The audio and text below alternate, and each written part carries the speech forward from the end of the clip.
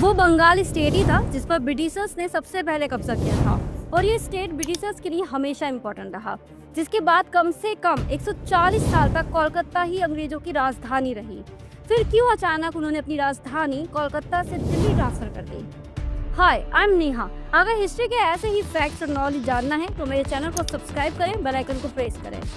वैसे तो इंग्लैंड से आई ईस्ट इंडिया कंपनी ने अपना पहला कारखाना सूरत में खोला था, लेकिन 1651 में ईस्ट इंडिया कंपनी ने बिजनेस पर्पज से अपना कारखाना बंगाल में हुगली नदी के किनारे खोला, जिसके बाद उन्होंने बंगाल से 1911 तक पीठ नहीं घुमाई।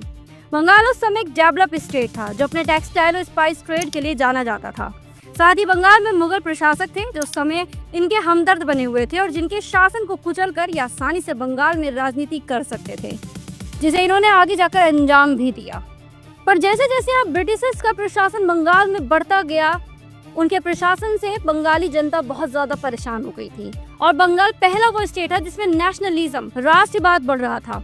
अंग्रेजों को लग रहा था ये हमारे लिए खतरा है, इसलिए फूट डाल और राज करो की नीति से 1905 में लॉर्ड कर्जन ने बंगाल का पार्टीशन कर दिया।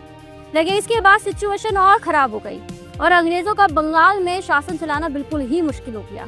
तब जाके अंग्रेजों ने एक ऐसी राजधानी चुनी, एक ऐसा स्टेट चुना जो सेंटर में था और साथ ही ऐतिहासिक दृष्टि से बहुत ज्यादा इम्पोर्टेंट था, जहाँ से शासन चलाना पूरे देश के ऊपर आसान हो सकता था। इसलिए 1911 में 1911 में अंग्रेजों ने अपनी राजधानी कोलकाता से दिल्ली ट्रांसफर कर दी।